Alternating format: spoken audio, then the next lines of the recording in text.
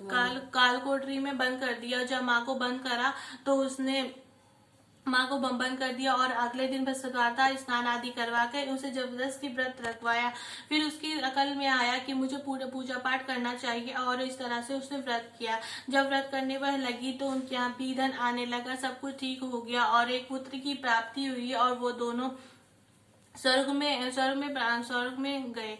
इस तरह से ये कथा है। फिर राजा के सपन में आया, फिर राजा ने व्रत करने कथा करनी शुरू कर दी थी। लेकिन कुछ टाइम जैसे बीता तो उस देश के राजा ने आयोजन कर रखा था कि जो खाना खाने मेरे घर नहीं आएगा उसे फांसी की सजा सुनाई जाएगी। फिर उसने जब फांसी की सजा सुनाई जाएगी ऐसा ऐसा बता दिया था। तो राजा जो है उस दिन लेट पहुंचा। उस दिन बृहस्पतिवार था और वो व्रत करना भी भूल गया था। तो वह जब वह राजा के घर में गया तो खूंटी पर हार लटका हुआ था उसके यहाँ, पर खूंटी पर हार लटका ना देख के उसने उस लकड़हारे को, उस राजा को जो है जेल करवा दी। जब जेल करवा दी तो जेल में जब ऐसे गया वो मन ही मन राजा कहने लगा, लकड़हारा जो था वो कहने लगा कि क्या हो गया, मैंने तो कुछ ऐसा किया भी नहीं, तब भी ऐसा मुझे सजा मिली है।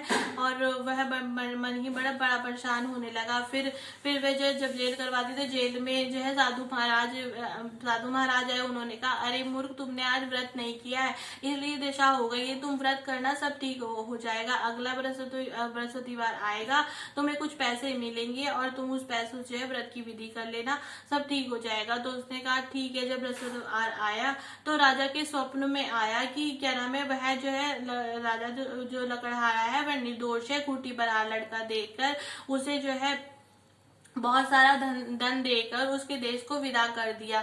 जब वह देश के निकट आया तो रानी तो मन ही मन कहने लगा ये सब किसका है।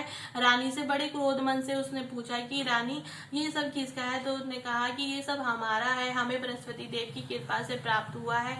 तो उन्होंने कहा कि अच्छा, बृहस्पति देव की कृपा से प्राप्त हुआ है। तो उसने कहा हाँ। फिर राजा के दुपट्टे से चने की दाल हमेशा बना करती थी। राजा दिन में 3 बार कहानी कहा करता था। एक रोज उठा, उसने कहा चलो बहन क्या जा रहा हूँ, रास्ते में मुर्दा जा रहा था, बोले कथा सुनना। उसने कहा हमारा आदमी मर गया है, तुझे कथा की पड़ी है।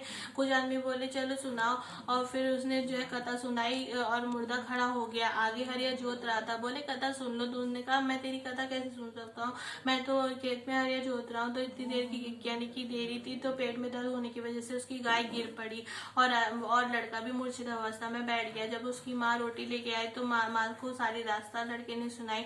तो माँ ने कहा यदि तुम्हें कथा सुनानी है तो मेरे खेत पे चल के सुनाओ। खेत पे चल के सुनाई, सब ठीक हो गया। आगे जो है खेत पे चल के सुनाई, आगे वह अपनी बहन के यहाँ पहुंच गया था। अगले दिन उठा, उसने कहा कोई मेरे ऐसा है जो मेरी कथा सुन ले। उसने कहा कि हाँ भैया, पहले लोग खाना खाते हैं, बाद में ही भगवान को याद करते हैं, लेकिन हाँ एक लड़का, कुमार का लड़का बड़ा ही बीमार है, वह तुम्हारी कथा सुन लेगा।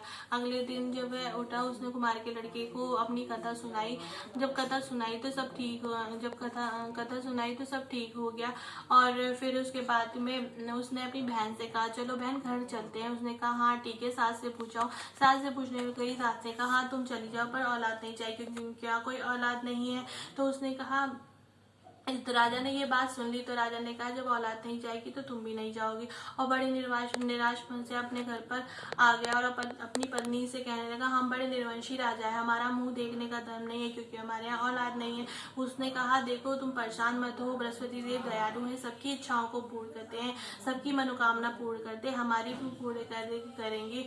जो भी और हमें भी औलाद की प्राप्ति होगी। तो उसके स्वप्न में आया तुम्हारी इसी से उसके जो है 8-9 महीने में उसके यहाँ जो है पुत्र की प्राप्ति है, वह खुशी खुशी रहने रहे। उसने कहा मेरी बहन आए तो तुम उससे बात मत करना, क्योंकि औरत खाए बिना रह सकती है, कहे बिना नहीं रह सकती है।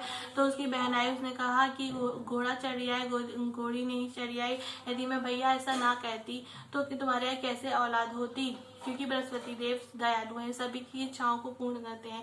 जो भी इस कथा को पढ़ता सुनता कहता है उसकी सब मनोकामना पूर्ण होके उसकी सब इच्छाएं पूर्ण होती हैं। बोलो बृहस्पति देव महाराज की जय। बृहस्पति नमा ओम।